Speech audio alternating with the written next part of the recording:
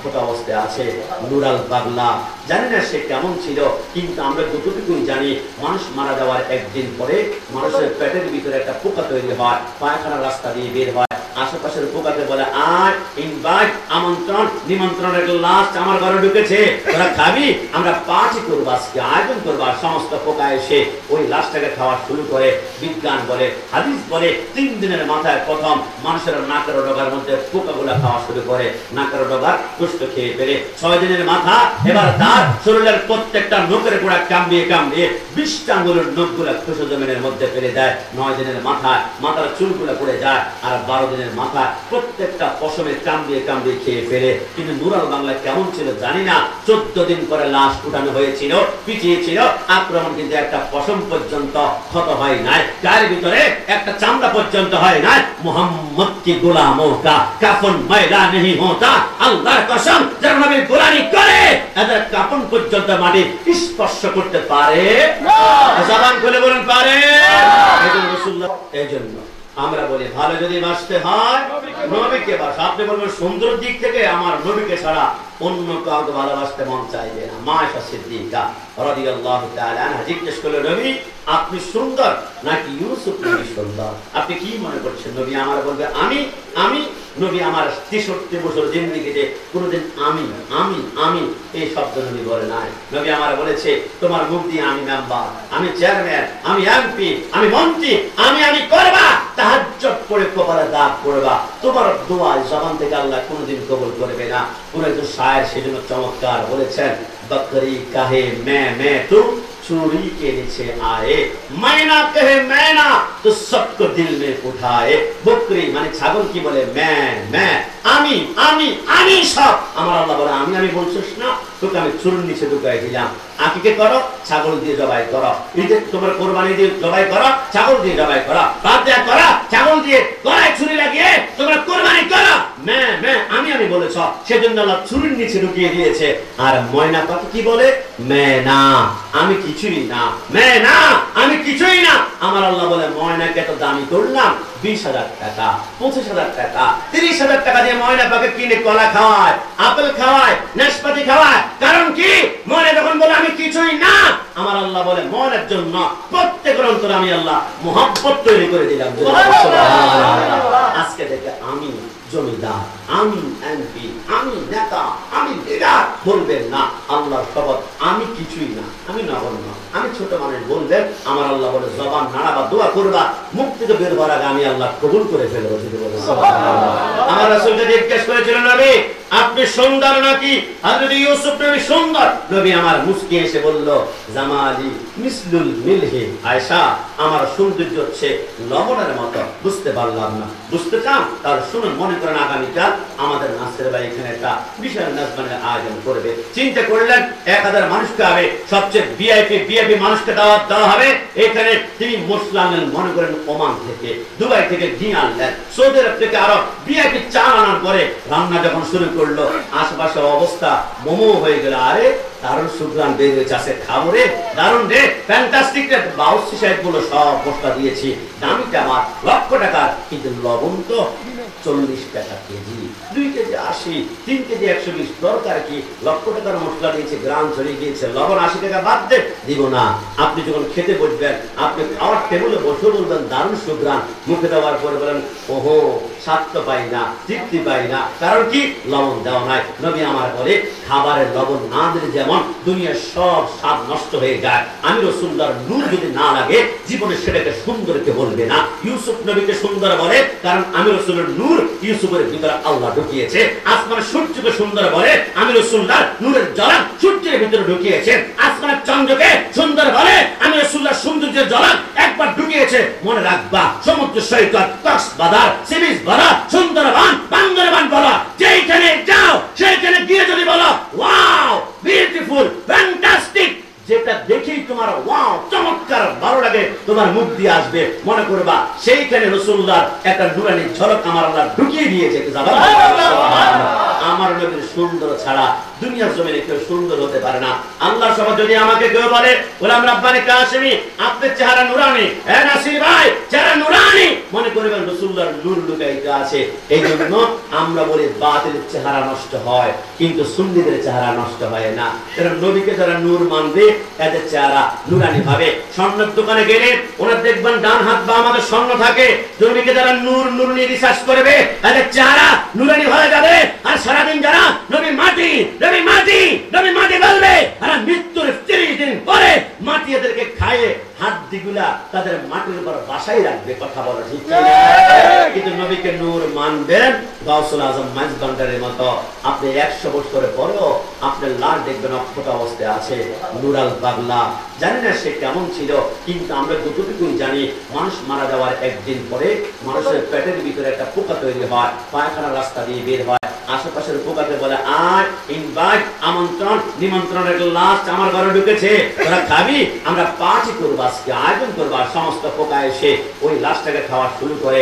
বিজ্ঞান বলে হাদিস বলে 3 দিনের মাথায় প্রথম মানুষের নাকের ডগার মধ্যে পোকাগুলা খাওয়া শুরু করে, নাকের ডগার গোশত খেয়ে ফেলে। 6 দিনের মাথা এবার তার শরীরের প্রত্যেকটা নখের গোড়া কামড়িয়ে কামড়িয়ে 20টা আঙ্গুলের নখগুলা খুশো জমিনের মধ্যে ফেলে দেয়। 9 দিনের মাথায় মাথার চুলগুলা পড়ে যায়। আর 12 দিনের মাথা প্রত্যেকটা পশমে কামড়িয়ে কামড়িয়ে খেয়ে ফেলে। কিন্তু নুরাল বাংলা কেমন ছিল জানি না। 14 দিন পরে লাশ উঠানো হয়েছিল, পিটিয়েছিল, আক্রমণ কিন্তু একটা পশম পর্যন্ত ক্ষত হয় নাই, গায়ের ভিতরে একটা চামড়া পর্যন্ত হয় নাই। মুহাম্মদ কি গোলামোं का কাফন ময়লা नहीं होता, আল্লাহর কসম যারা নবীর গোলামি করে এদের কাফন পর্যন্ত মাটি স্পর্শ করতে পারে না। জবান খুলে বলেন পারে না। এজন্য রাসূলুল্লাহর প্রেমে নিজের জীবনটা কুরবান করেন, সারা দুনিয়া থেকে নুরানি হয়ে যাবে। মদিনাওয়ালার নূরের মুহাব্বতে আল্লাহ আমাদেরকে কবুল করুন। সবাই জবান খুলে বলি আমিন। মন থেকে বলুন তো নবীকে আমরা সকলে ভালোবাসতে চাই কি চাই? সবাই 2 হাত তুলে বলতে হবে চাই কি না? দেখি ভালোবাসাটা আসলে কেমন। দেখুন আমার মাকে আমি ভালোবাসি, তাহলে আমার মাকে কি করব? মা বেঁচে আছে, মার হাত পাগলে মেসেজ করে দিব, আমি মার জন্য ভালো খাওয়া আনবো, ফল ফুট আনবো, ভালো কাপড় আনবো। কিন্তু নবীকে তো আমি পাচ্ছি, নবীকে তো আমার সামনে নাই, তবে ভালোবাসবো কেমন ভাবে? নবী আমার বলে আমাকে ভালোবাসতে চাও, তাহলে লাকাদ কানা লাকুম ফি রাসূলিন উসওয়াতুন হাসানা, আমি রাসূলের প্রত্যেকটা সুন্নাতকে তোমার জীবনের লেবাস বানিয়ে ফেলো, আমি রাসূলকে ভালোবাসতে হয়ে যাবে। জবান বলে সুবহানাল্লাহ। কিন্তু আমরা ভালোবাসবো আসলে কেমন ভাবে? আমি কাশিমি এখন মৃত্যুবরণ করলে আমার সুন্নতের পাগড়ি খুলে ফেলা হবে, জুব্বা খুলে ফেলা হবে, কোটি খুলে ফেলা হবে, ওয়াজ খুলে ফেলা হবে, আমার সুন্নত মুছে ফেলা হবে, আমার ডান পকেটে আতর নিয়ে ফেলা হবে, আমার ডান পকেটে আপনার সেই মেসওয়াককে খুলে ফেলা হবে। মৃত্যুর 1 ঘন্টা পরে আমার শরীরের 100 সুন্নাত থাকলে খুলে ফেলা হবে। কিন্তু এমন একটা সুন্নাত আছে মৃত্যুর পরেও কোনো বাবার বেটা খুলতে পারবে না। কবরে যাব একটা সুন্নাত নিয়ে, সুন্নাতের লাহিয়া দানি। একটু জবান খুলে বলে সুবহানাল্লাহ। নবীকে মুখে ভালোবাসি বললেই হবে না, আপনার কাঁচা বাজারে গেলেও তো নবীর ভালোবাসা প্রদর্শন করতে পারেন। সব সবজি কিনেছেন, সাথে লাউটা একটু কিনে নিবেন, কারণ লাউ রাসূলুল্লাহর সবচেয়ে পছন্দনীয় খাবার ছিল। একটু জবান খুলে বলে সুবহানাল্লাহ। বাদশা হারুনুর রশিদের লঙ্করখানায় একদিন লাউ পাকানো হয়েছিল। একজন সৈন্য বলে, ভাই বাবুর্চি বসতে কি পাকিয়েছো লাউ? আরে লাউ আমি পছন্দ করি না, বাদ দে তো। হযরত ইমাম আযম আবু হানিফার শাগরিদ ইমাম আবু ইউসুফ বলে, তলোয়ারটা বের করে কল্লা ফেলে দেব। কেন? রাসূলুল্লাহ পছন্দ করেন, রাসূলের পছন্দের উপরে তুমি অপছন্দ শব্দ ত্যাগ করেছ, লাগিয়েছ, তোমার কল্লা আলাদা করব। তওবা করো, তুবু ইলাল্লাহি তাওবাতুন নাসুহা। আমি জানি অনেকের হয়তো বা লাউ খেতে পছন্দ লাগে না, স্বাদ লাগে না, কিন্তু আজকে থেকে স্বাদ লাগাবে। যেইভাবে পাক করলে লাউটা মজা লাগবে এইভাবে চাষ করবেন। কিভাবে লাউ পাক করা যায়? তবে লাউ সবচেয়ে বেশি রাসূল যেটা দিয়ে খেতেন এটা হচ্ছে মাংস দিয়ে। জবান খুলে বলে সুবহানাল্লাহ। এই জন্য আমরা সেই লাউটা বেশি করে খাওয়ার চেষ্টা করব। তবে রাসূলকে যদি ভালোবেসে দেখেন, খাবার টেবিলে বসে যান না, নবী আমার বলে আমার অসংখ্য পছন্দনীয় খাবার আছে, তবে 3টা অপছন্দনীয় খাবার, যে 3টা খাবার আমি রাসূল ডিসলাইক করতাম, পছন্দ করতাম না, টাচ করতাম না, আমি খেতাম না। নবী কি খাবার? নবী আমার বলে 1 নম্বরে পছন্দ গরম খাবার, যে খাবার থেকে ধোঁয়া এইভাবে উপরের দিকে ওঠে, আমরা দেখলে জিহ্বার রস আমরা সহ্য করতে পারি না। প্রচন্ড খাবার খেলে তোমার লিভার ফুটা হয়ে যেতে পারে। নবী আমার বলে, উম্মত তোর লিভার যদি ফুটা হয় তুই কাঁদবি, তুই কাঁদলে আমি রাসূল সোনার মদিনায় আমার কলিজা টন টন করে ব্যথা করে। তাই গরম খাবার খেও না, কারণ নবী আমার সমস্ত ডাক্তারদের মহাগুরু। একটু জবান খুলে বলে সুবহানাল্লাহ। 2 নম্বর রাসূল যে খাবার অপছন্দ করতেন ওইটার নাম ছিল বাসি খাবার। আজকে রান্না করেছি, অর্ধেক খাবার খেয়েছি আর অর্ধেক আমার ফুফাতো ভাই, আমার খালাতো ভাই, আমার বোন আসবে 15 দিন পরে ডিপ ফ্রিজের ভিতরে ঢুকিয়ে রেখেছি। এটা কিন্তু ঠিক না। আর ফ্রিজ তো বেরিয়েছে 20 বছর, এর আগে তো ফ্রিজ ছিল না, বাসি খাবার ছিল না, তাজা তাজা পাক করা হতো। এই জন্য একটা খাবার যখন আপনি রান্না করবেন 12 ঘন্টা পর্যন্ত খাবারের গুণগত মান 12 ঘন্টা পর্যন্ত থাকে। এরপরে যেটা খাবেন ওটার গুণগত ক্যালসিয়াম প্রোটিন কোথায় থাকে না। শুধু খাবেন আর চালাবেন আর ছোবা, অন্য করে ক্যালসিয়াম এটার ভিতরে পাবেন না। কারণ নবী আমার বৈজ্ঞানিকদের মহাগুরু হচ্ছে, জবান খুলে বলে সুবহানাল্লাহ। 3 নম্বরে রাসূল যে খাবারটা পছন্দ করতেন দুর্গন্ধযুক্ত খাবার, ওটা হচ্ছে কাঁচা পেঁয়াজ, ওটা হচ্ছে কাঁচা রসুন, ওটা সিগারেট। এক কথায় যে খাবার দুর্গন্ধযুক্ত খাবার খেলে আপনি বন্ধুর সাথে কথা বলার সময় আনন্দ ফিল করেন, আমি না কাঁচা পেঁয়াজ খেয়েছি, আপনার স্ত্রী বলবে না এখন তো কথা বলা যাবে না, কি হয়েছে, কাঁচা পেঁয়াজ খেয়েছ, কাঁচা রসুন। আরে তোমার প্রিয়তমা স্ত্রী তোমার কাছে আসে না, মুনকার নাকির কিভাবে আসবে, তোমার কাদের মধ্যে কেরামত কাতিবিন কিভাবে আসবে, মদিনা ওয়ালা কিভাবে আসবে। আমার আল্লাহ বলে সাইয়েদার নিকটে আমি এলা কিভাবে থাকবো। হে আমার উম্মত, হে আমার বান্দা, তোরা কখনো দুনিয়ার জমিনে দুর্গন্ধযুক্ত খাস না, পারলে তোরা আতর লাগা। রাসূল আমার বলে তোমার গা থেকে গামের গন্ধ, বন্দুক কোলাকুলি করবে না, কিন্তু একবার আতর লাগিয়ে যাও। বন্দুক কোলাকুলির চিন্তা নাই, টাইম নাই, তারপরে সুগন্ধির কারণে বুকের সাথে টান দিয়ে দেবে। আর কতদিন কত সাথে দেখা, কারণ ওই সুগন্ধির মাতলামি রাসূলের সুন্নাত যে গায়ের মধ্যে লাগবে, আমার আল্লাহ সেই গায়ের ভিতরে মুহাব্বত তৈরি করে দিবে। রাসূলকে মুহাব্বত করা মানে হচ্ছে রাসূলের কথাটা সুন্নাত আমাদের জীবন আদর্শ বানানো। রাসূলের সুন্নাত আমরা তো বিচলিত হয়ে যায় বিপদের মধ্যে পড়লে, মুসিবতের মধ্যে পড়লে। কিন্তু রাসূলের একজন সাহাবী হযরত আবু কাতাদা বলে, আমি একদিন ঘরের ভিতরে গেলাম, ক্লান্ত, আমি আর স্ত্রীকে বললাম একটু পানি দিবা। স্ত্রী আমার জন্য পানি নিয়ে আসলো, কিন্তু সাহাবী ঘুমিয়ে গেলেন। স্ত্রী পানির বোতল নিয়ে দাঁড়িয়ে আছে ঘন্টার পর ঘন্টা। ঘুমতে উঠার পরে বলো তুমি, বলে আপনি পানি চেয়েছেন প্রায় 5 ঘন্টা আগে, আমি দাঁড়িয়ে আছি, আপনি ঘুমিয়ে গিয়েছেন। চিন্তা করলাম চোখটা খুললেই তো পানির তৃষ্ণা লাগবে, পানি চাইবে, এই জন্য আমি দাঁড়িয়ে আছি। স্বামী খুশি হয়ে গেল, এতটা মহব্বত, এতটা ভালোবাসা, তুমি যা চাও আমি তোমাকে তাই দেব। কি চাও? স্ত্রী বলে আপনি আমাকে তালাক দেন। এটা আবার কেমন কথা? আমি মনে করছিলাম গোল্ড চাইবা, হার চাইবা, নেকলেস চাইবা, অন্য কিছু চাইবা, তালাক কেন চাচ্ছ? বলে আপনি একটু জিজ্ঞেস করতে পারবেন, আপনি চাইতে বলেছেন, আমি চেয়েছি। সাহাবায়ে কেরাম যে কোনো সিদ্ধান্ত নেওয়ার সময় রাসূলুল্লাহর কদম মোবারকে হাজির হয়ে যেত, কারণ রাসূলুল্লাহর গোলাম তো। সাহাবায়ে কেরাম বলে চলো আমি রাসূলুল্লাহর সামনে গিয়ে তুমি যেটা চেয়েছো আমি কমপ্লিট করবো। হাঁটতে হাঁটতে প্রতিমধ্যে পাথরের মধ্যে উষ্টা খেয়ে সাহাবী তার পায়ের চামড়া ফেটে রক্ত বের হয়ে গেল। স্ত্রী তার শাড়ির আঁচল চিরে স্বামীর পাটা বান্ধা পরে বললো তালাক দিতে হবে না, চলে। বলে বুঝলাম না, তালাক চাইলা, রাসূলুর জামার কাছে যাবো, তুমি হাঁটু ব্যথা পেলাম, রক্ত বের হলো, এখন ব্যান্ডেজ করে বলো তালাক লাগবে না। স্ত্রী বলে তালাক চেয়েছিলাম, আপনি তো রাসূলুল্লাহর জলিল কদর সাহাবী, আপনার কাছে বিবাহ হয়েছে 6 মাস, 6 মাসে দেখলাম না একটা বার সুস্থ হতে, একটা বার মুসিবতের মধ্যে পড়তে। যদি আল্লাহ বলেছেন ওয়ালা নাবলু ওয়ান্নাকুম বিশাইয়্যিম মিনাল খাউফ ওয়াল জু, আল্লাহ যখন বান্দাকে পছন্দ করে তখন মুসিবত দেয়, তখন অসুখ দেয়, তখন অসুস্থ দেয়, তখন ক্যান্সার দেয়, তখন সন্তানকে অসুস্থ বানায়, মাঝে মাঝে ব্যবসার মধ্যে লস ফেলে দেয়। আমি আসলাম 6 মাসে কোন মুসিবত দেখি না, আমি বুঝলাম যে হয়তো বা আল্লাহর প্রিয় বান্দা এখনো হতে পারেন নাই।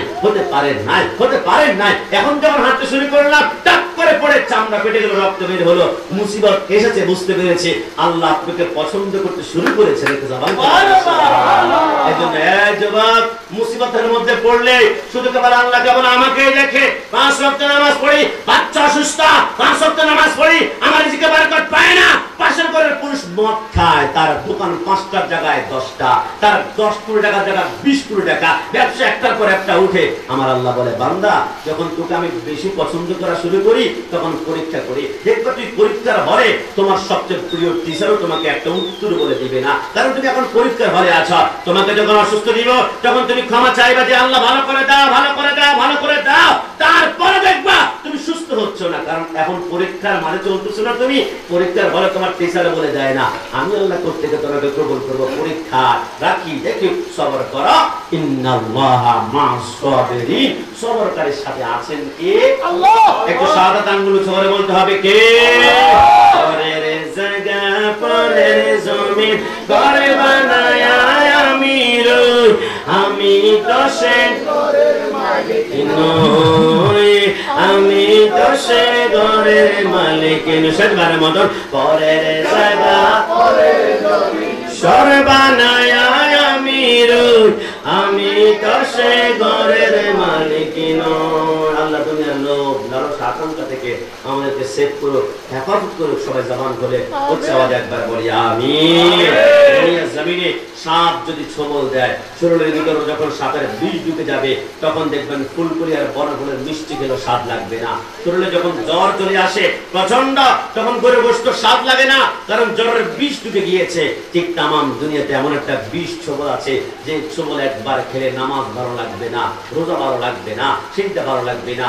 এটা হচ্ছে শয়তানের ছোবল, শয়তানের আক্রমণ, শয়তানের আক্রান্ত। এই জন্য আল্লাহর হাবিব বলেছে, শয়তানের 7টা ছোবল থেকে তোমরা হেফাজত করো। শয়তান বলেছিল কি 7টা ছোবল? আমার আল্লাহ বলে, আমি যখন ইবলিসকে জবাব কান দিয়ে শুনবা, ইবলিসকে যখন আল্লাহ জান্নাত থেকে ট্রান্সফার করে দুনিয়াতে পাঠিয়েছিল, ইবলিস বলে, আল্লাহ 6.5 লক্ষ বছরের ইবাদত মাটির সাথে মিশিয়ে দিয়েছ, আল্লাহ কয়টা জিনিস চাই দিবা? আমার আল্লাহ বলে, চা, শেষ কি চাস? শয়তান বলে, আল্লাহ আপনার ধর্ম প্রচার করার জন্য 1,24,000 পয়গাম্বর আছেন, আল্লাহ আমার শয়তানি প্রচার করার জন্য আমাকে 2-1টা পয়গাম্বর দেন না। আমার আল্লাহ বলে, তা ইবলিস তোকে শয়তানি প্রচার করার জন্য 2টা পয়গাম্বর দিলাম।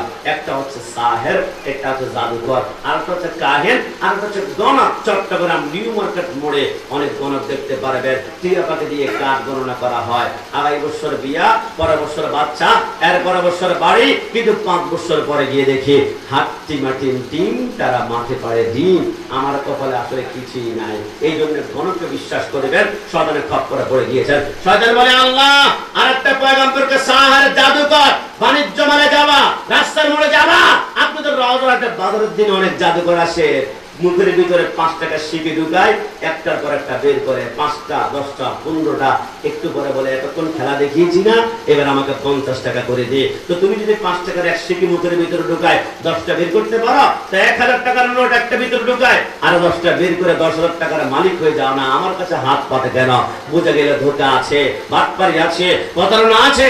যে ব্যক্তি জাদুকর গণককে বিশ্বাস করবে, আমার আল্লাহ বলে তার ঈমান ক্যান্সেল, ক্যান্সেল, ক্যান্সেল, এবং তাই শয়তানের খপ্পরে পড়ে গিয়েছে।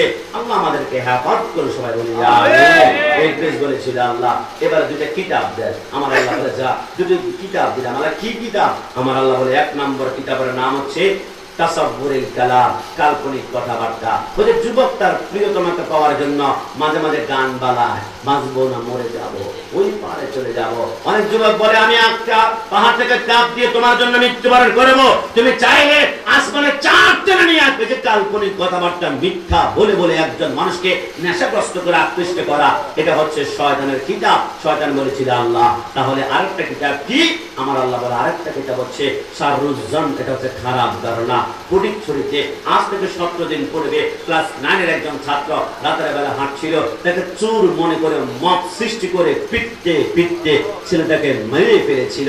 এই যে খারাপ চিন্তা করে একজন মানুষকে মেরে ফেলা, এটা শয়তানের কিতাব। শয়তান বলেছিল, আল্লাহ আমার মুয়াজ্জিন কোথায়? আপনার মুয়াজ্জিনটা আল্লাহু আকবার বললে সব মুসলিমদেরকে মৌমাছির মতো দৌড়ায়। আমার মুয়াজ্জিন কই? আমার আল্লাহ বলে, যা ইবলিস, তোর মুয়াজ্জিনের নাম হচ্ছে মাজিফ। এটা হচ্ছে গান বাদ্যের আওয়াজ, হিন্দি গানের আওয়াজ, কনসার্টের আওয়াজ, ফেকেজের আওয়াজ। আপনি যদি মনে হয় কসম কসম, আমার কথা নয় যুবক, আমার কথা বলে ফুটবলের মতো লাথি মেরে ফেলে দিবা।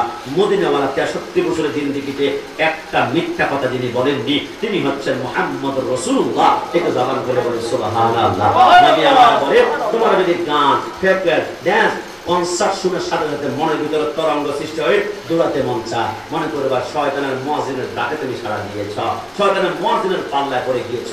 শয়তান বলে, আল্লাহ মুয়াজ্জিন পেয়েছি, এবার আমার মসজিদ দেয়। আমার আল্লাহ বলে, যা, তোর মসজিদের নাম হচ্ছে সুক, এটা হচ্ছে বাজার। এটা কোন বাজার? সব বাজার নয়, যে বাজারের পুরুষের চাইতে মহিলাদের পাওয়ার বেশি, গলার কণ্ঠের আওয়াজ বেশি। চট্টগ্রাম টেরি বাজারে যাবেন, রওজার হাটে যান না। যে কোনো একটা কাপড় দোকানে গেলে আপনি যদি বলেন পাঞ্জাবের কাপড় আছে, নাই। আপু আপনি আসেন, ভাবি আপনি আসেন, খালা আপনি আসেন, মহিলাদেরকে আধিপত্য দেখায়। কারণ কি? নাসির ভাই, আমি কাশ্মীরি থেকে যদি 5 টাকা লাভ করতে পারে, নারীদেরকে প্রশংসা করলে, একটু মিষ্টি মিষ্টি কথা বললে 10 টাকা 15 টাকা বেশি লাভ করা যাবে। কারণ নারীদের দিলকে আল্লাহ নরম সফট করে বানিয়ে দিয়েছে। এই জন্য নারীদেরকে একটু দমক দিলে চোখের পানি টল টল করে পড়তে শুরু করে, নারীদের থেকে লাভ বেশি করা যায়। এই জন্য বাংলাদেশের বেশিরভাগের মার্কেট দেখবেন নারীদের কন্ট্রোলে, পুরুষরা জেলে তাদের কাছে বিক্রি করতে চায় না। এই জন্য আল্লাহর হাবিব বলে, যে মার্কেটে পুরুষের কণ্ঠের চাইতে মহিলাদের কণ্ঠের আওয়াজ বেশি, দর পাশাপাশি বেশি, মনে করে বেটা শয়তানের পুষ্টি। শয়তান বলে আল্লাহ এবার খাবার কথা, আমার আল্লাহ বলে যে খাবারের প্রথমে বিসমিল্লাহির রহমানির রহিম বলা হয় না, ওই প্লেটে শয়তান তুই খাবি এক পাশে, আর যে মালিক সে খাবে অন্য পাশে। আর যখন বিসমিল্লাহ বলে 19টা অক্ষরের সাথে সাথে 19 জন ফেরেশতা এসে প্লেটের চারপাশে একদম ঘেরাও দিয়ে ধরে, শয়তান একটা পশম টাচ করতে পারে না, এটা জবান খুলে বলে সুবহানাল্লাহ। এই জন্য যে কোনো খাবারের প্রথমে বিসমিল্লাহ বলতে কি আমাদের কষ্ট হবে? নূহ আলাইহিস সালামকে আল্লাহ জান্নাত থেকে বীজ দিয়েছিল বপন করা। নূহ আলাইহিস সালাম বলে বীজ বপন করলাম, 40 বছর পরে বিশাল একটা গাছ হলো। আমার আল্লাহ বলে, নূহ 960 বছরে কয়জন উম্মত বানিয়েছ? আল্লাহ 40 জন বানিয়েছি। আমার আল্লাহ বলে 40 জন নিয়ে গাছ থেকে উপকায় তক্তা বানা। নূহ আলাইহিস সালাম বলে 40 জনের টানি একটা পাতা নাড়াতে পারে না, এত বিশাল গাছ হয়ে গেছে, কি করব? একজন উম্মত বলে, পয়গম্বর আমাদের জামানায় এমন একজন লোক আছে যার নাম ছিল উজবিন উনুক, সে একাই 2 আঙ্গুল দিয়ে টান দিলে গাছ উঠে যাবে। আরে কি বলো, লোকটা কেমন? বলে লোকটা 6667 গজ লম্বা, মানে 13,500 হাত লম্বা। যখন খিদা লাগে সাগরের মধ্যে নামলে কোমর পর্যন্ত পানি হয়, খিদা লাগলে হাতটাকে সাগরের মধ্যে চাকরির মতো জালের মতো চাকরি মারে, বড় বড় মাছগুলো হাতের মধ্যে আসে। 13,000 হাত উপরে যখন হাতটা উঁচু করে সূর্যের উত্তাপ গরমের কারণে মাছটা সিদ্ধ হয়ে যায়। আমার আল্লাহ বলে, সৃষ্টি করেছি আমি, রাজ্জাক আমি, রিজিকের ব্যবস্থা আমি আল্লাহই করি। সুবহানাল্লাহ। এবার উজবিনুকে ডাকা হলো, বললো গাছ উঠতে ফেলবো। সবাই গাছের দিকে তাকায় এইভাবে, উজবিনুক তাকায় এইভাবে। উজবিনুক বলে 2 আঙ্গুল দিয়ে মিনিটের ভিতর টকটা করে দেব না। বলে কি চাও? নূহ আলাইহিস সালামের সামনে উজবিনুক বলে চাই সকালবেলা পেট ভরে নাস্তা। কি নাস্তা? কেমন নাস্তা? কি আইটেম? বলে বেশি কিছু না, 8000 রুটি। একটু জবান করে বলে সুবহানাল্লাহ। নূহ আলাইহিস সালাম বলে ইনশাআল্লাহ। ইনশাআল্লাহ মানে আল্লাহ যদি চান। ইনশাআল্লাহ যখন বলেছেন আমার আল্লাহ বলে আর টেনশন করুন না, দায়িত্ব এখন আমার আল্লাহর উপরে চলে গিয়েছে। যে কোনো ভালো কাজের নিয়োগ করার পরে ইনশাআল্লাহ বলবেন, আপনার কাজ সম্পূর্ণ না হওয়া পর্যন্ত ফেরেশতা আপনার পিছনে শুধু ঘুরবে ঘুরবে ঘুরবে ঘুরবে। আল্লাহ বলে ইনশাআল্লাহ আমি আল্লাহর উপরে দায়িত্ব চলে আসে, যা ফেরেশতারা আমার বান্দার কাজ সম্পূর্ণ না করা পর্যন্ত আসমানে বেরবি না। পরের দিন সকালে বেলায় গাছটা উঠতে গেল, 1,24,000 তক্তা বানিয়েছে। প্রত্যেকটা তক্তার ভিতরে এক একজন পয়গম্বরের নাম। সকালবেলা নাস্তা খেতে আসলো, আল্লাহ রুটি বেলার জন্য 10টা রুটি বেলতে পারবো, সর্বোচ্চ 8টা আছে। আমার আল্লাহ বলে 2টাই বেলো না। 2টা বেলার পরে উজবিনুকের সামনে দিলে মাথার রক্ত গরম হয়ে গেল। তুমি কি জানো না 8টা রুটি? আমার আল্লাহ বলে উজবিনুকে একটা মন্ত্র শেখা, একটা সেন্টেন্স। বলে কি? বলে বলতে বলো বিসমিল্লাহির রহমানির রহিম। উজবিনুক বলে বিসমিল্লাহ আল্লাহ কে, রহমান কে, রহিম কে? বলে দরকার না, তুমি পড়ো, তোমাকে 8,000 না 8 লাখ রুটি প্রয়োজন হলে আমি খাওয়াবো। বিসমিল্লাহ বলে একটা রুটি খেয়েছে, আর একটা অর্ধেক খেয়ে ডানার তাকে পিছনে এত জোরে একটা দৌড় মেরেছে। আরে উজবিনুক কি খাওয়ালি? নূহ পয়গম্বর তামাম দুনিয়াতে 3300 করে এত নাস্তা কোনোদিন আমি খাই নাই। জবান খুলে বলে সুবহানাল্লাহ। এজন্য যে কোনো ভালো খাবারের প্রথমে বিসমিল্লাহ বলবেন, বরকত দিবে কে? আল্লাহ। একটু শাহাদাত আঙ্গুল উঁচু করতে হবে কে? এবারে ইবলিস বলেছিল আল্লাহ আমার পানীয় কোথায়? আমার আল্লাহ বলে তোর পানির নাম হচ্ছে খামার, এটা হচ্ছে মদ। আপনি মদ ইয়াবা ইসলাম কেন হারাম করেছে?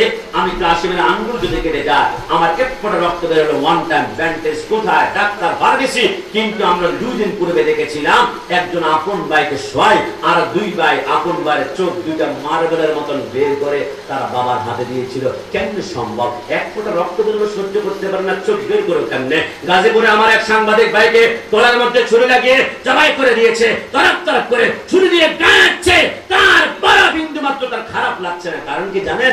মানুষ যখন নেশা করে, মদ পান করে, ইয়াবা পান করে, তখন নেশা করার কারণে তার বিবেক নষ্ট হয়ে যায়। বিবেক যখন নষ্ট হয়ে যায় তখন সে আর মানুষ থাকে না, তখন সে বাঘের মতো জানোয়ার হয়ে যায়, শুকুরের মতো জানোয়ার হয়ে যায়, কুকুরের মতো জানোয়ার হয়ে যায়। সন্তান মার কদমে হাত থেকে কদম মুসি হয়ে বের হয়েছিল, মদ পান করার পরে রাতের বেলায় এসে মাকে এখন ডাক্তার মারে, স্ত্রীকে লাথি মারে, সন্তানের জ্বর হলে পারমিশন দৌড়ায়, কিন্তু মদ পান করার পরে সন্তানের গলায় তীর দিয়ে ধরে। কারণ সে যখন মদ পান করেছে, তার বিবেক নষ্ট হয়ে গিয়েছে, সে জানোয়ার হয়ে গিয়েছে। এই জন্য সন্তান নেশা করে কিনা, সিগারেট পান করে কিনা, এগুলা খেয়াল রাখবেন। রব্বুল আলামিন আমাদের সন্তানগুলোকে দুনিয়ার সমস্ত নেশা থেকে হেফাজত করুন। সবাই জবান করে বলি আল্লাহ। একটা জিনিস সর্বশেষ চাইবো কি, আমাকে ফাঁদের কক্সবাজার গেলে বালি দেখি, হঠাৎ করে চূড়া বালি দেখতে পাই, একবার পা ঢুকে গেলে যতই উঠতে চায় আর নিচের দিকে ঢুকে যায়। এমন একটা ফাঁদ দেন, একবার যে পড়বে তার জীবন শেষ, জৈবন শেষ, চরিত্র শেষ, টাকা শেষ।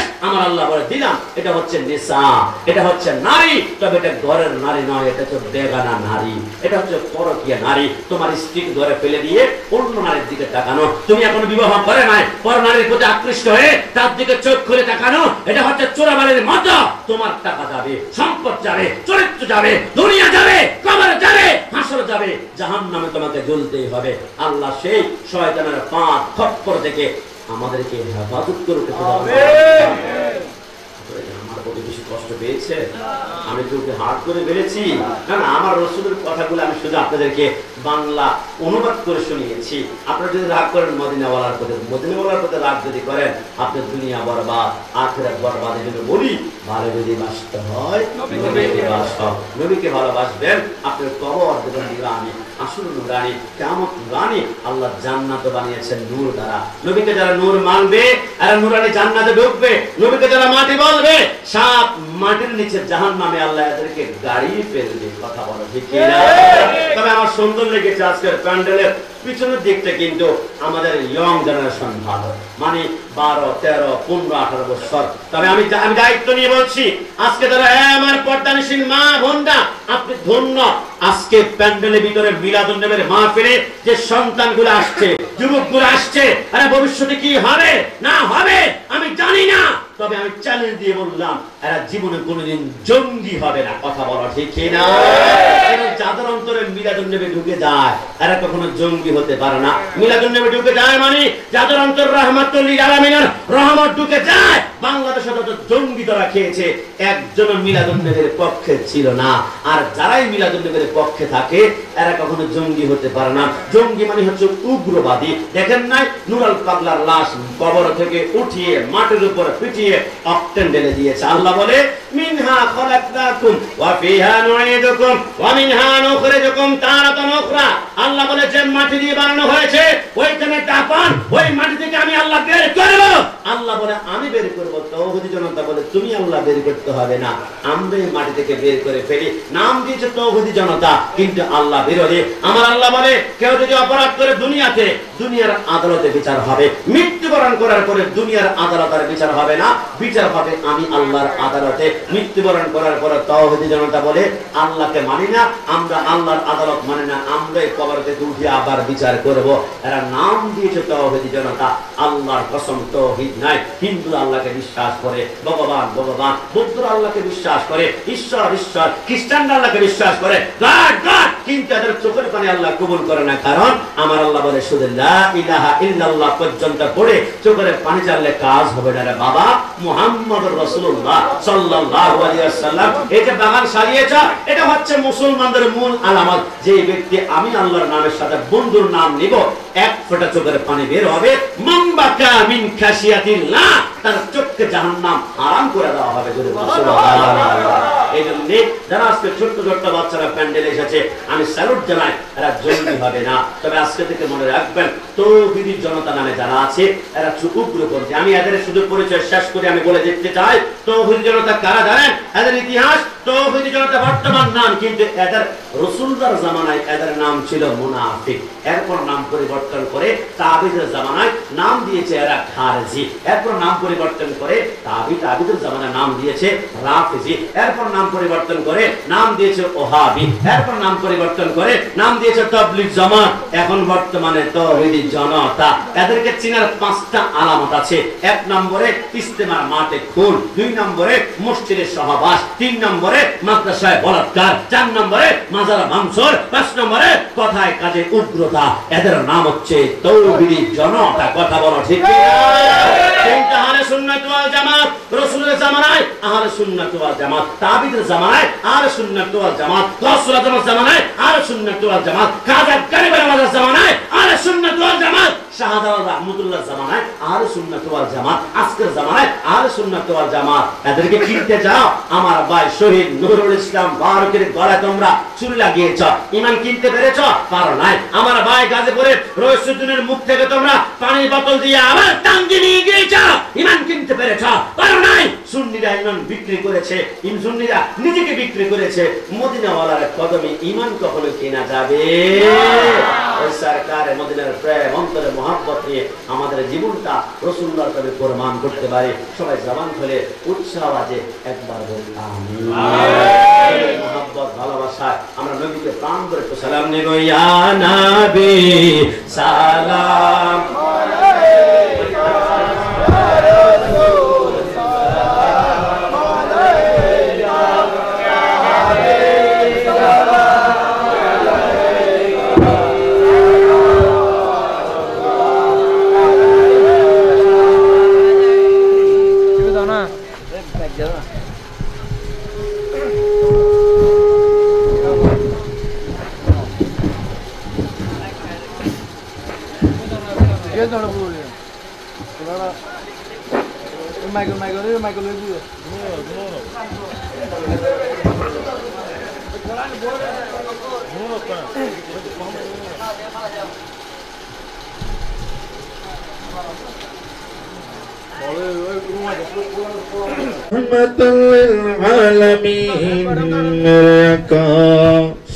मलकी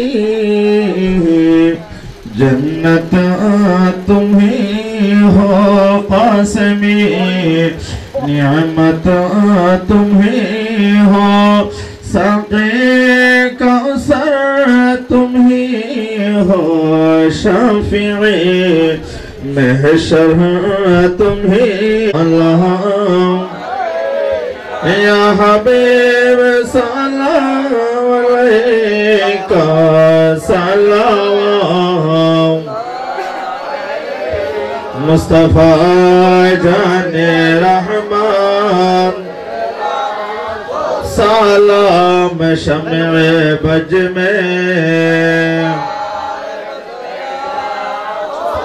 ख्वाजाई ख्वाजगान ख्वाजा गरीबे नवाज रबी श्री कुटी आका तैयब शाह आशिक़े मुस्तफा अल्लामा गाज़ी शेर बांग्ला जिनके हर हर आदा सुन्नते मुस्तफा ऐसे पीरे तहरीकत पहला अल्लाह मुस्तफा जाने रहमान नैबे मुस्तफा अल्लामा राहतुल्लाह सैयदुल औलिया अल्लामा सैयद गाज़ी शाह आशिक़े मुस्तफा अल्लामा मुजीबुल्लाह शाह डाल दे क़ल्ब में अज़मते मुस्तफा हिकमते आला हज़रात पहला कौसाला मुस्तफा जाने रहमान सलाम शम्ए बज में बलगला बिकमालिही कशफत অনুরোধ করবো আপনাদেরকে, এখন যারা 10 বছর বয়স, 20 বছর পরে এটা 30 বছর বয়স হবে, এখন যারা 30 বছর পরে 60 বছর হবে, বৃদ্ধ হয়ে যাবে, মিলাদুন্নবীর আয়োজন তারা করতে পারবে না। কিন্তু 10 বছরের বাচ্চাগুলা 30 বছর হলে এরাই মিলাদুন্নবীর আয়োজন করবে। এই জন্য আমি ছোট্ট করে আপনাদেরকে এতটুকু বলতে চাই, আমি দেখেছি আসার সময় গলিতে গলিতে রাস্তায় লাইটিং করা হয়েছে, চমৎকার, মাশাআল্লাহ, স্যালুট জানাই। কিন্তু এটি মনে রাখবেন, গলিতে যেমন লাইটিং হয়েছে, মদিনাওয়ালার প্রেমের লাইটিং কিন্তু আমাদের কলবের ভিতরে করতে হবে। বলে কেমন লাইটিং? রাসূলের লাইটিং যদি একবার কলবে ঢুকে যায়, তাহলে হিংসা থাকবে না, অহংকার থাকবে না, তাকাব্বুর থাকবে না, গীবত থাকবে না, চুগলখুরি থাকবে না। কারণ এগুলোর নাম নেফাক। নেফাক যেখানে থাকবে সেখানে নূর থাকতে পারে না। নবী হচ্ছে নূর। নবী আমার যদি এখানে ঠাঁই দাও, নেফাক, অহংকার, তাকাব্বুরি, গীবত, চুগলখুরি থাকতে পারবে না। আর যদি তোমরা দুনিয়ার জমিনে মদিনাওয়ালাকে ঠাঁই না দিয়ে নেফাক দাও, অহংকার দাও, তাকাব্বুরে, গীবত দাও, মদিনাওয়ালা মনে করবে সেখানে কখনো থাকবে না। রব্বুল আলামিন আমাদের দিলগুলোকে মিলাদুন নবীর লাইটিং এর মাধ্যমে, রাসূলুল্লাহর নূর দ্বারা আমাদের দিলগুলোকে আল্লাহ লাইটিং করে দেখ। সবাই জবান খুলে বলি আমিন। আমরা যে কোনো দোয়া আল্লাহর দরবারে করলে আল্লাহ কবুল করবেন, তবে চারটা জিনিসকে আপনি কোরবানি করতে হবে। হুজুর বুঝলাম না, ইব্রাহিম আলাইহিস সালাম বলেছিল فَإِذْ قَالَ إِبْرَاهِيمُ رَبِّ أَرْنِي كَيْفَ تُحْيِي الْمَوْتَى। আল্লাহ, আপনারা কি মৃতকে জীবিত করেন? কিভাবে যে করেন আমাকে একটু দেখান না, একটু দেখতে চাই। আমার আল্লাহ বলে, ইব্রাহিম, চারটে পরিন্দা, চারটে পাখি তুমি জবাই করো। পাখি জবাই করার পরে চারটি পাখির মাথা তোমার কাছে রাখবা, আর চারটি শরীর তুমি টুকরা টুকরা করে কিমা বানিয়ে একটা গোশত একটার সাথে মিক্স করে পাহাড়ের উপর রেখে আসবা। আমি আল্লাহর নামে ডাক দিবা, কিভাবে যে মৃত জীবিত হয় বুঝতে পারবা। ইব্রাহিম আলাইহিস সালাম বলে, পাখির মাথা আমার কাছে দেখো, পাহাড়ের উপরে কুন ফায়া কুন বলার সাথে সাথে সমস্ত মাংসগুলো জুদা জুদা হয়ে প্রত্যেকটা পাখির মাংসের সাথে মাথার সাথে লেগে পাখিগুলা আকাশে উড়ে গেলে যাবার। এটা হচ্ছে আল্লাহর কুদরত। কিন্তু ইব্রাহিম পয়গম্বর বলে, তোমরা কি জানো ওই চারটি পাখি কি পাখি ছিল? ওই চারটি পাখির ভিতরে প্রথম যে পাখি, ওইটার নাম ছিল মোরগ, 2 নম্বরে ছিল কাক, 3 নম্বরে ছিল কবুতর, আর 4 নম্বরে ছিল ময়ূর পাখি। এই চারটি পাখি কেন আল্লাহ জবাই করতে বলেছে জানো? এই চারটি পাখির ভিতরে 4টা খারাপ গুণ রয়েছে। এই 4টা খারাপ গুণ যারা জবাই করবে, এদের কুরবানি আল্লাহ চোখের পলকে কবুল করবে। কি খারাপ গুণ? আমার আল্লাহ বলে, মোরগের ভিতরে খারাপ গুণ হচ্ছে খাহেসাত, তার যৌন তাড়না, যৌন আকাঙ্ক্ষা অন্যের প্রতি বেশি। 2 নম্বরে কাকের ভিতরে লোভ বেশি, লালসা বেশি, আকাঙ্ক্ষা বেশি। 3 নম্বরে কবুতরের ভিতরে যাচাই বাছাই করা ছাড়া বন্ধু গ্রহণ করার অভ্যাস খারাপ আছে। 3-4 নম্বরে ময়ূরের ভিতরে কতক্ষণ পর পর ডানা মেলে বলে, দেখো আমি কিউট, আমি বিউটিফুল, আমি সুন্দর, আমার মতো সুন্দর কে আছে? অহংকারের কোনো কমতি নাই। কিন্তু ময়ূরের পায়ের দিকে একবার তাকিয়ে দেখবেন, দুনিয়ার সবচেয়ে নিকৃষ্ট পা আল্লাহ ময়ূরকে বানিয়ে দিয়েছে। কারণ এই ময়ূর ইবলিসকে কাঁধের মধ্যে করে নিয়ে ওই না আদম আলাইহিস সালামের গন্ধম গাছের নিচে দাঁড়িয়ে দিয়েছিল। আমার আল্লাহ বলে, ময়ূর তোর পা দিয়ে হাঁটছস, তোকে আমি আল্লাহ 72টা পাখা দিয়েছিলাম, 70টা পাখা ভেঙে চুরমার করে দিয়েছে, 2টা পাখা রেখে দিলাম, আর তোর পাগুলো আমি আল্লাহ কদাসার করে দিলাম, তোকে নষ্ট করে দিলাম। এই 4টা খারাপ গুণ মোরগের ভিতরে খায়সা, কুরবানি করতে হবে। 2 নম্বরে কাকের ভিতরে লোভ লালসা, কুরবানি করেছে। 3 নম্বরে কবুতর, কোন যাচাই বাছাই করা ছাড়া বন্ধু গ্রহণ করা যাবে না। ইয়াবা, ফেন্সি, মদ, অন্যের হাত মেরে খায় এমন বন্ধু যাচাই বাছাই করা ছাড়া গ্রহণ করা যাবে না। আর 4 নম্বরে ময়ূরের মতো অহংকারী হওয়া যাবে না। আমি কোটিপতি, আমি শিল্পপতি, আমার বিল্ডিং, চিনাস, আমি এমপি, আমি মন্ত্রী, আমি জমিদার। এই 4টা খারাপ গুণ যারা জবাই করবা, আমার আল্লাহ বলে, তুমি বান্দার প্রত্যেকটা কোরবানি আমি আল্লাহ সেকেন্ডের ভিতরে কবুল করে ফেলবো। তাহলে খারাপ গুণ থেকে আল্লাহ আমাদেরকে হেফাজত করুক এবং এই অহংকার মুক্ত জীবন আমাদেরকে আল্লাহ কবুল করুক। সবাই জামান করে উচ্চ আওয়াজে একবার বলি আমিন। আসুন আমরা দোয়া করব, বিশেষ করে মহিলা গাউসিয়া কমিটি বাংলাদেশের অধীনে আজকে যে পবিত্র জশ্ন ঈদ মিলাদুন নবী, আমার পর্দানশীল মা বোনরা আমাদের আজকে এত সুন্দর আয়োজন দেখতে পাচ্ছে। আমার মা বোনদেরকে ছোট্ট একটা আর্জি করব, আমাদের বর্তমানে বাংলাদেশে ডিভোর্সের সংখ্যা বেড়ে যাচ্ছে। আজকে স্বামী স্ত্রীকে ছেড়ে দিচ্ছে, স্ত্রী স্বামীকে, অনেকগুলো কারণ আছে। তার মধ্যে রাসূলের সুন্নাহ যদি ঘরের ভিতরে একবার ঢুকানো যায়, ওই ঘরের ডিভোর্স কখনো হবে না। মা আয়েশা সিদ্দিকা বলে, আমি দেখতাম রাসূল যখনই ঘরে ঢুকতো, গ্লাসের ভিতরে পানি নিয়ে রাসূল পানি পান করে না, বসে পড়তো। রাসূল বসার পরে কতক্ষণ গ্লাসটাকে ঘুরাতো, কি জানি খোঁজে। আমি আশাতে পাগল, কিন্তু কি খোঁজে রাসূল? কি গ্লাসে তো পানি নিয়েছে, পান করবে, কিন্তু কিছুক্ষণ পরে গ্লাসের ঘুরাতে নির্দিষ্ট একটা জায়গার মধ্যে সে মুস্কি হাসি দিয়ে রাসূল পানি পান করতে আমার বুঝতে বাকি নাই। রাসূল এতক্ষণ খুঁজছে আমি আয়েশা গ্লাসের কোন জায়গায় ঠোঁট লাগিয়ে পানি পান করেছি, রাসূল সেই জায়গায় ঠোঁট লাগিয়ে পানি পান করতে পছন্দ করতেন। কিন্তু আমরা বলি করোনা ভাইরাস, তোমার প্লেট আলাদা, আমার প্লেট আলাদা। করোনা ভাইরাস, তোমার ক্লাস আলাদা, আমার ক্লাস আলাদা। আরে না, ডেঙ্গু জ্বর হবে, তোমার খাট আলাদা, আমার খাট আলাদা। আমাদেরকে এইভাবে ধ্বংস করে দিচ্ছে আমাদের লাইফ স্টাইল গুলা। আমার মা বোনরা কষ্ট নেবেন না।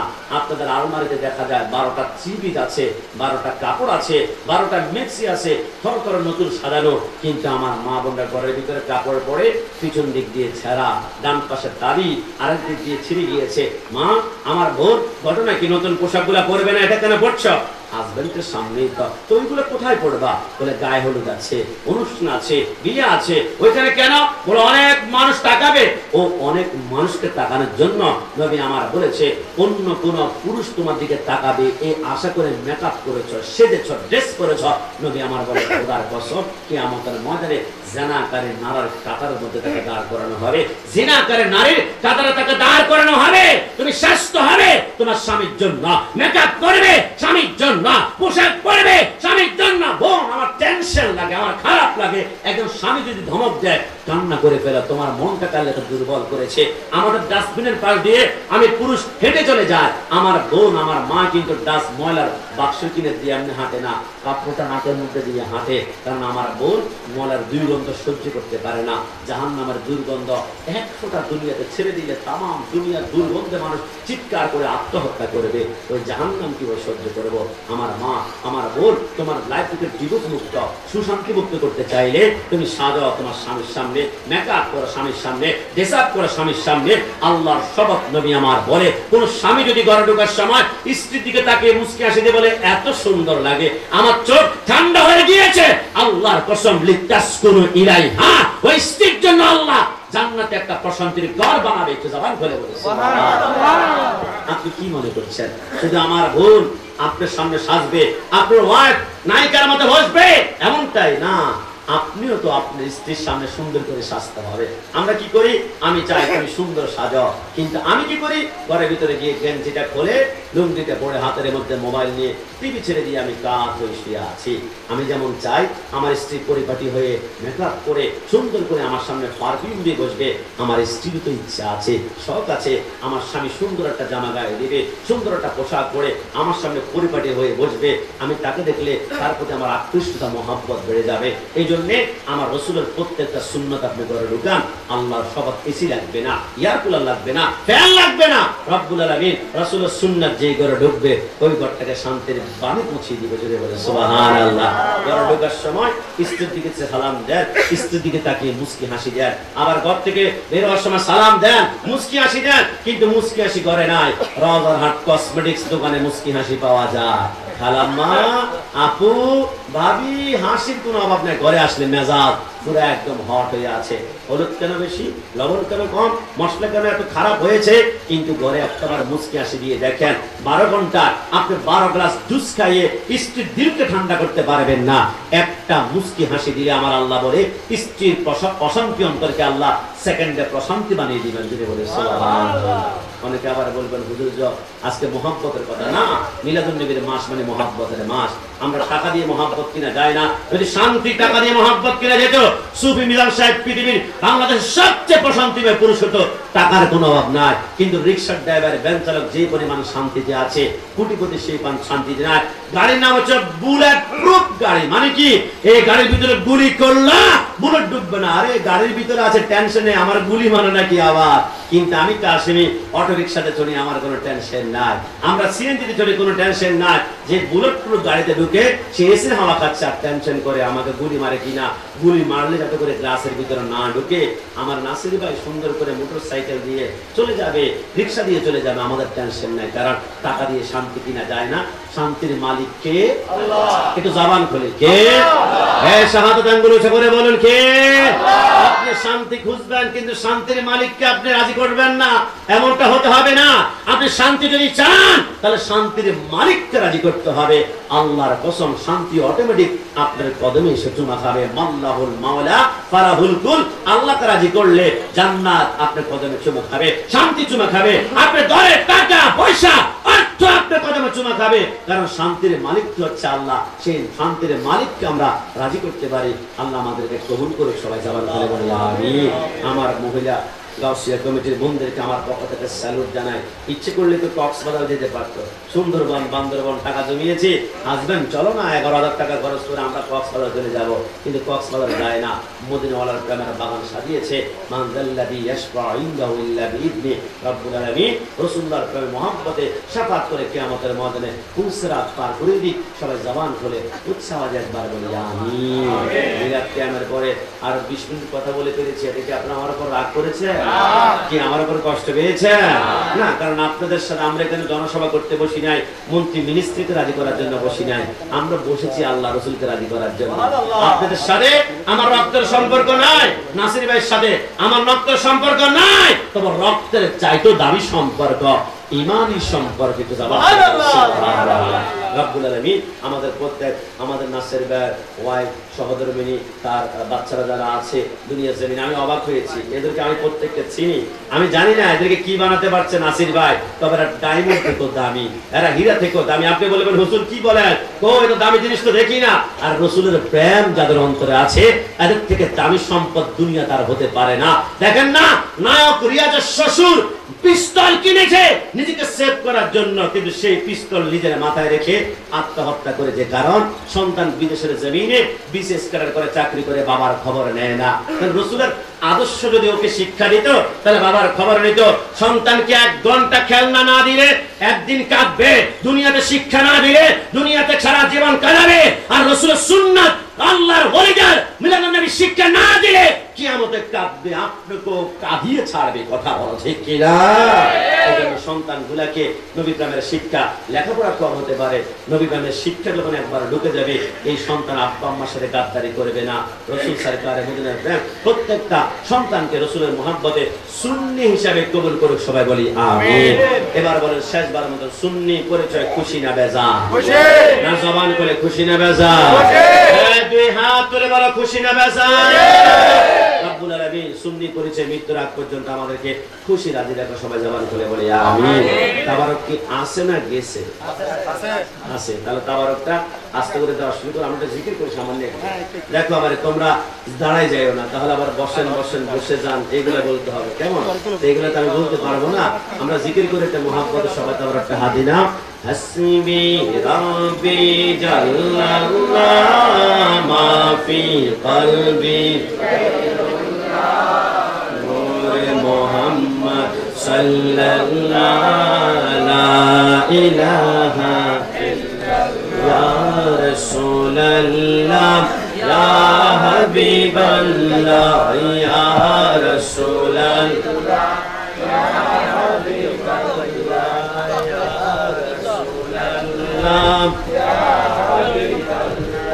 ইয়া রাসূলুল্লাহ ইয়া রাসূলুল্লাহ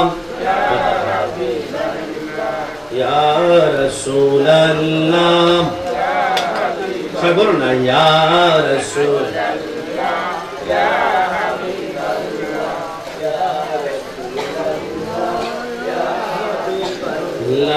ইয়া রাসূলুল্লাহ লা ইয়া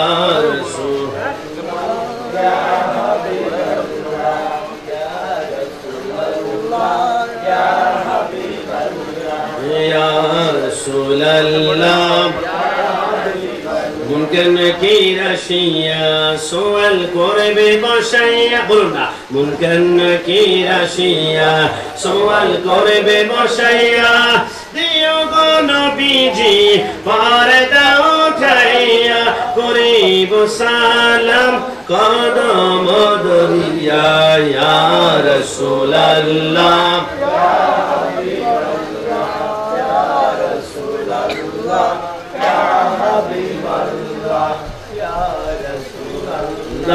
ইয়া হাবিবাল্লাহ ইয়া রাসূলুল্লাহ ইয়া হাবিবাল্লাহ সাল্লাল্লাহু আলাইহি ওয়াসাল্লাম। বাবা কি তোমরা কাবা জানিও, মদিনা জানিও মাকে, যদি গো তারা বেঁচে থাকে আমি সে বিনাই সে দিতে পারি নাই, শিবিও আমার উম্মত, শিবিও আমার উম্মত। বাবার মুখেতে মায়ের মুখেতে যে তুলে দিল গো খানা, তাতে খুশি রাব্বানা।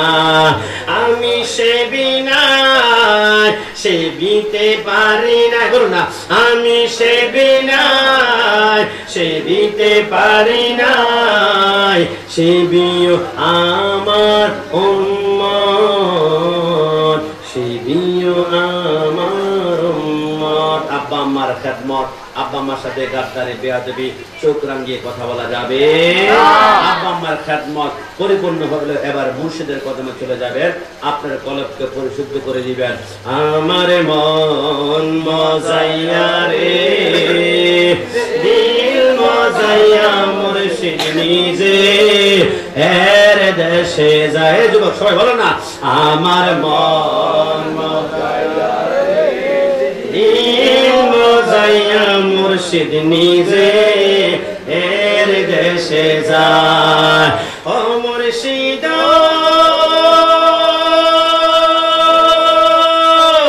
সবার আছে জায়গা জমি, দাম সম্পত্তি না রে কমি, আমার আছে শুধু মুর্শিদ তুমি রে, আমার আছে শুধু মুর্শিদ তুমি রে। জীবনে মরণে ঠাই দিও সেই চরণে, জীবনে মরণে ঠাই দিও সেই চরণে, এ আরজি তোমার কদমে। আমার মন মজাইয়া রে, দিল মজাইয়া মুর্শিদ নিজে এর দেশে। সবার মতন আমার মন মজাইয়া রে, দিল মজাইয়া মুর্শিদ নিজে এর দেশে যায়। সবাই বলে আলহামদুলিল্লাহ।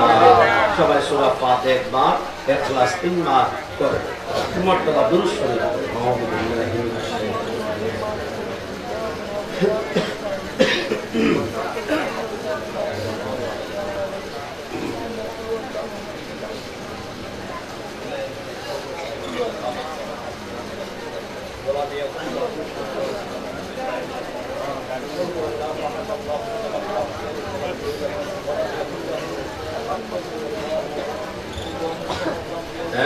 সবাইকে পরীক্ষামূলক প্রশ্ন, কে কে তাবারক পান নাই হাত তুলুন।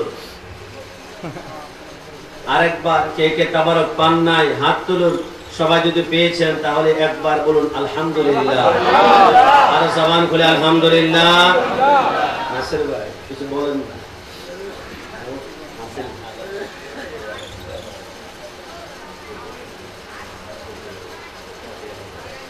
ইনশাআল্লাহ আগামী মাসে রবিউল সানি, আগামী মাসে গৌসুল আজম আব্দুল কাদের জিলানীর ওফাত উপলক্ষে আপনার ফাতিহা ইজদামের প্রোগ্রাম হবে ইনশাআল্লাহ, সেইখানে আপনারা থাকবেন। আর রব্বুল আলামিন, আর আমি যতটুকু জানি নাসির ভাই কারোর পেশার গেট করা, হাদিয়া দাও 5,000 10,000 লিস্ট করা হোক, চাঁদা ওঠানো হবে, করে না। কেউ যদি স্বেচ্ছা দিতে চান আমার মনে হয় সেটা হচ্ছে ভিন্ন ব্যাপার। আমি মুহাম্মদ রাসূলের মিলাদুন নবীতে আমি আসছি, আমি ইনশাআল্লাহ 5,000 টাকা দিব, ইনশাআল্লাহ দোয়া করবেন। আরে মানুষ জানুক আর না জানুক, ইন্নাল্লাহা আলিমুম বিযাতিস সুদূর। আপনি দিচ্ছেন, আমার আল্লাহ সব দেখেন, জানেন, বুঝেন। এই জন্য এটা মহব্বতের বিষয়, জোর করে ভালোবাসা আদায় করা যায় না। এই জন্য যারা যারা যদি শরীক হতে চান সেটা অন্য বিষয়, তবে নাসির ভাইয়ের পরিবার, তিনি সন্তান সবাই মিলে যাতে করে রব্বুল আলামিন তিনারা দ্বীনের সুন্নিয়তের খাদমত করে তিনারা ব্যবসা প্রতিষ্ঠান ইনকামের ভিতরে আল্লাহ কোটি কোটি করে বরকত দান করুক। সবাই বলি আমিন। কি আমিন বলতে কষ্ট হয়? আমিন। সম্পদ বেড়ে গেলে কি আমাদের কোনো লস আছে? রব্বুল আলামিন আজকে যতটুকু শুনেছি দিনের বেলায় প্রায় শত শত মানুষকে তিনি খাইয়েছেন। তারপরে এখন আমাকে বলে নাই, আমি শুনছি আর কি, ইচ্ছে বলতে বলতে পারতে হুজুর ইনশাআল্লাহ করেছি জবাই ইনশাআল্লাহ কাজা। রব্বুল আলামিন ওনার অন্তরের সকল মাকাসিদ মদিনাওয়ালার প্রাণে কবুল করুক। ছোট ছোট বাচ্চাগুলোকে, ফ্যামিলিকে এবং যারা বন্ধু মহল যারা আছে শেল্টার দিয়েছে, হ্যাঁ দোস্ত আগামী ইনশাআল্লাহ আমরা আছি, তোমার যে কোনো প্রয়োজনে ডাকবা। এরকম যারা শেল্টার দিয়েছে আল্লাহ প্রত্যেকে এলাকা প্রত্যেকটা কবরস্থানে যারা আব্বা আমার দুনিয়ার জমিন থেকে চলে গিয়েছে প্রত্যেকের জন্য আমার মুরব্বী আব্বা বয়স কত? বয়স কত? সবাই বলি মারহাবা, জামান করে বলি মারহাবা। জিরা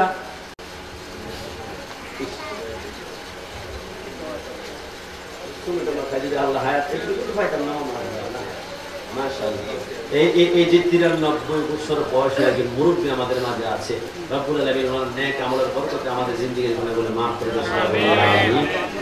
হাজী আব্দুল গফুর সাহেব আমাদের সম্মানিত ইমাম সাহেব আছেন, আর আলেম ওলামা যারা আছেন প্রত্যেকের জন্য আমরা দোয়া ইনশাআল্লাহ। আসুন আমরা এখন ফার্স্ট করে দোয়া করছি। হ্যাঁ, আল্লাহুম্মা আমিন। আসসালাতু ওয়াসসালামু আলাইকা ইয়া রাসূলুল্লাহ, আসসালাতু ওয়াসসালামু আলাইকা ইয়া হাবিবাল্লাহ, الصلاة والسلام عليك يا شفيع المذنبين، أرني بجمالك يا رحمة للعالمين. ربنا ظلمنا أنفسنا وإن لم تغفر لنا وترحمنا لنكونن من الخاسرين. الصلاة والسلام عليك يا رسول الله، الصلاة والسلام عليك يا حبيب الله، أرني بجمالك يا رحمة للعالمين. আল্লাহ কুদরতি চক্ষু দিয়ে দেখুন মহিলা গাউসে কামালের তত্ত্বাবধানের ব্যবস্থাপনা এত সুন্দর আজমশান মিলাদ মাহফিল এবং মিলাদুন নবী উদযাপন করা হয়েছে। দুনিয়ার কোন মন্ত্রী মিনিস্টার এমপিকে রাজি করার জন্য নয়, একমাত্র আল্লাহ তোমার রাসূলকে, কারণ তোমার রাসূল এটা বলেছে खुदा की रजा चाहता है तो आलम, खुदा चाहता है रज़ाए मोहम्मद। तमाम दुनिया चाहे अल्लाह के, अल्लाह राजी करते चाहे मदीना वाला नबी के, ওই নবীর মিলাদুন নবীর আয়োজন করেছে। আল্লাহ আমাদের প্রত্যেকের জিন্দেগির গুনাহগুলো মাফ করে দাও রব্বুল আলামিন। গুনার দিকে তাকালে জাহান্নামের আগুন ছাড়া কিছুই দেখি না। নারুল্লাহিল মুকাদ্দাতুল্লাতী তাতলি আলাল আফিদা, জাহান্নামের আগুনে জ্বলে পুড়ে অন্ধকার হয়ে যাবে, সহ্য করতে পারবে না। রাসূলুল্লাহর যুদ্ধের ময়দানে শহীদ ও দান মুবারক রসিনা আমাদের প্রত্যেকের জিন্দেগির গুনাহগুলো মাফ করে দাও।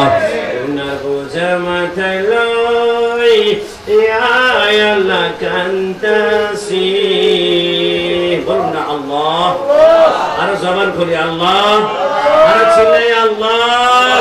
গুনার বোঝা মাথায় লই ইয়া আল্লাহ কান্তাসি, মাফ করে দাও মাবুদ মওলা ইলাহি।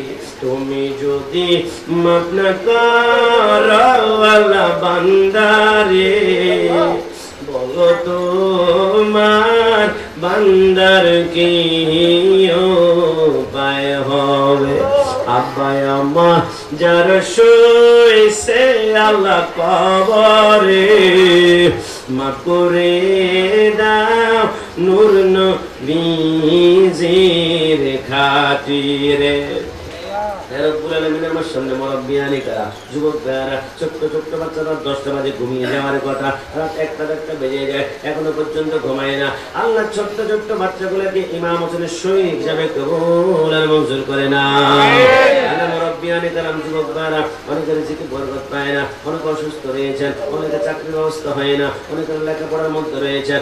আল্লাহ প্রত্যেকের সহাবস্থান রাসূলুল্লাহর নাতি সুলতানে কারবালা ইমাম হোসেনের ফোন মোবারক রসিলা প্রত্যেকের অন্তরে নেক মাকাসদ কবুল আর মঞ্জুর করে নাও রব্বুল আলামিন। বিশেষ করে মহিলা গাউসে কমিটির বোনেরা পর্দার থেকে ঘন্টা কানে পড়ার পরে কি কারণে জানি চোখের পানিগুলো গড় গড় করে ছেড়ে দিয়েছে। আল্লাহ আপনি ভালো জানেন, ইন্নাল্লাহা আলিমুম বিযাতিস সুদূর। জমিনে একটা পিঁপড়া হাঁটলে এত কাছে থেকে আমরা শুনতে পাই না, আপনি আল্লাহ লামকান থেকে শুনতে পান। আমার মা বন্ধুর অন্তর সকল মাকাসেদ মদিনা ওয়ালা নবীর উসিলা কবুল আর মঞ্জুর করে না। আল্লাহ অনেকের সন্তান হয় না, আল্লাহ কত বছর অনেকের সন্তান হওয়ার পর অসুস্থ, অনেকের রিজিকে বরকত পায় না, অনেকের স্বামী স্ত্রীর সাথে মনোমালিন্যতা রয়েছে, অনেকের সন্তান কথা শুনতে চায় না।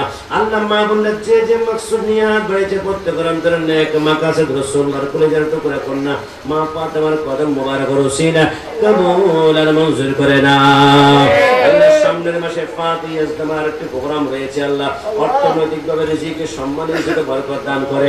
ওই প্রোগ্রামটা তুমি আল্লাহ রাসূলকে রাজি করার জন্য কবুল আর মঞ্জুর করে না রব্বুল আলামিন। নামাজ পড়ার তৌফিক এনায়েত করে দাও। আমাদের জিকিরের মধ্যে খায়ের বরকত নাযিল করে দাও। আল্লাহ জীবনে একবার হলো কিয়ামত চত্বরে গিয়ে লাব্বাইক আল্লাহুম্মা লাব্বাইক বলে ডাইরেক্ট সোনার মধ্যে নিয়ে গিয়ে আসসালাতু ওয়াসসালামু আলাইকা ইয়া রাসূলুল্লাহ বলে সালাম দিতে পারে তৌফিক এনায়েত করে দাও। কবরে মাঝি মা বাবাকে দেখা যাবে না, যাকে দেখব তিনি হলেন শাহে মদিনা। সেদিন নবী বিনে আর তো কেহ সঙ্গে হবে না, সেদিন নবী বিনে আর তো কেহ সঙ্গী হবে না। আমার মরণ আসিবে কখন কেউ তো জানে না, আমি মরে গেলে আমায় তোমরা বইলা যাইও না। বলুন না, আমি মরে গেলে বইলা যাইও না, আমার মরণ আসিবে কখন কেউ তো জানে না। আল্লাহকে পরে জানাই যেই দিন দুনিয়ার জমিন থেকে চলে যাব, শ্বাস সমুদ্র 13 নদীর পানি মুখের মধ্যে দিলে তৃষ্ণা মিটবে না, পানি পানি বলে কান্না করে করে গলা শুকিয়ে যাবে। ওই মুহূর্তে দু জাহানের বাদশা নূরে মুজাসসাম সাল্লাল্লাহু আলাইহি ওয়াসাল্লামের চেহারা মোবারক দেখিয়ে আল্লাহর হাবিবের হাত মোবারকে কাউসারে পানি পেরিয়ে পেরিয়ে আমাদের প্রত্যেকের মুখে জারি করে দিয়ে সে মধুর কালিমা লা ইলাহা ইল্লাল্লাহু মুহাম্মাদুর রাসূলুল্লাহ সাল্লাল্লাহু আলাইহি ওয়াসাল্লাম।